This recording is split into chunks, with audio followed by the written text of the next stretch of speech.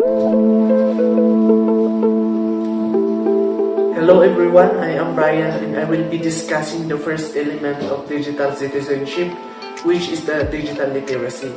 Digital literacy by definition, according to Western Sydney University, this refers to the skills you need to live, learn, and work in a society where communication and access to information is increasingly through digital technologies like internet platforms, social media, and mobile devices.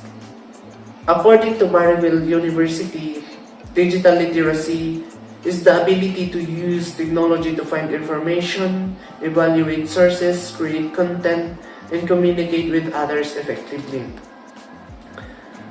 It also refers to the ability to use digital tools to solve problems, produce innovative projects, enhance communication, and collaborate effectively to meet the challenges of an increasingly digital world. According to Kernish, digital literacy is a basic skill required in everything that we do. It is the use of technology for individuals to find their voice, creatively express themselves, and communicate their ideas to the world. In line with digital literacy, here is digital fluency. Digital fluency refers to the ability to create something new with technology tools, according to Sparrow. It also reflects an ability to harness the power of digital tools in order to enhance everyday life. Digital fluency embraces both knowing how to use digital technology and knowing how to construct ideas of significance with digital technology, according to Wang, Wisimis, and Gibbons. Digital fluency as an emerging complex concept goes beyond the basic digital fundamentals such as computer skills and information literacy, in that becoming digitally fluent is a lifelong process that involves inquiry, exploration, and collaboration, and embraces ethical aspects, according to netizen 2023. Another term that is related or connected to digital literacy and fluency is the digital agility. This refers to the ability to move quickly and easily by applying and leveraging digital technology and tools. So, in line with digital literacy, here are the 5 categories of digital knowledge and skills, such as the following. First is digital technology literacy. This refers to the ability to use, comprehend, manage, and analyze technology safely, effectively, and responsibly. This literacy includes using technology to evaluate, create, and integrate information, according to Terra 2023.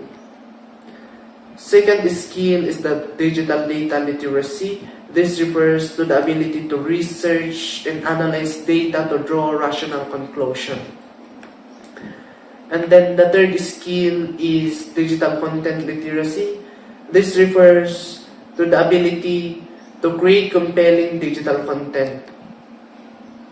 Another skill is digital media literacy. This refers to the ability to find, utilize, and share all the data, information, knowledge, and content to the world.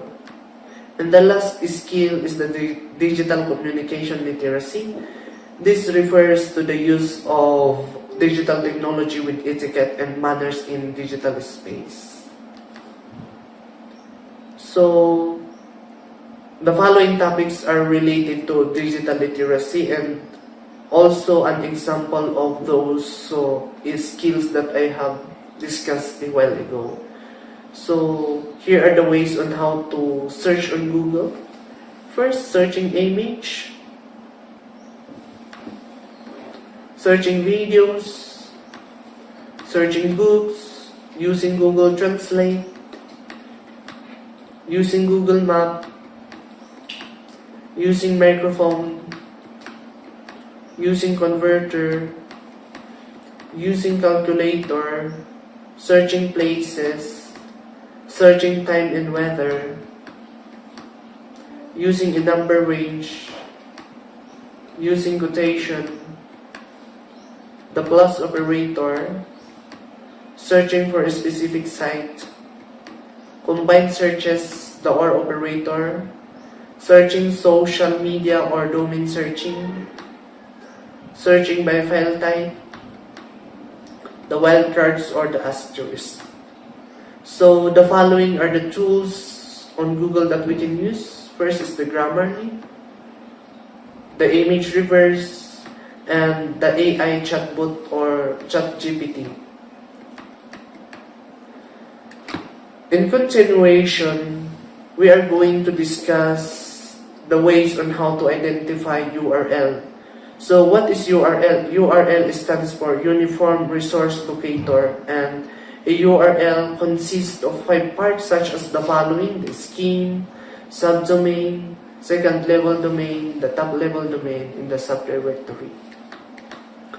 Scheme tells web servers which protocol to use when it accesses a page on your website, while subdomains or subdomain indicates which particular page of your website the web browser should serve up.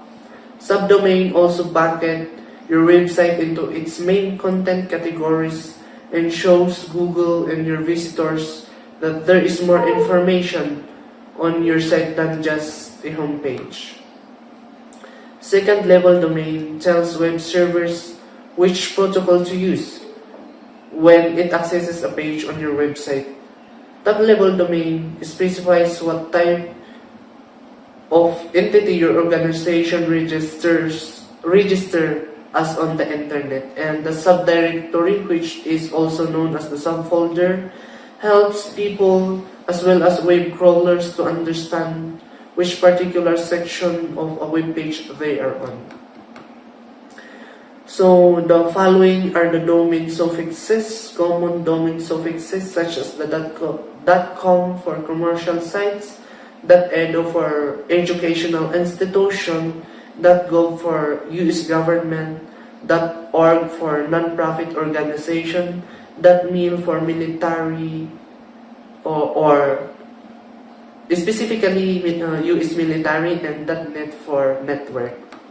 .aero for the air transport industry, .asia for Asia Pacific region or Asian Pacific region, and .biz for businesses, .cat for Catalan linguistic and cultural community, .coop for cooperatives, .info for informational sites, .int for international organizations established by treaty, .jobs for employment-related sites, .movie for museums, and then .name for individuals, .pro for professions like legal and medical, .tel for online directory, and .travel for travel industry.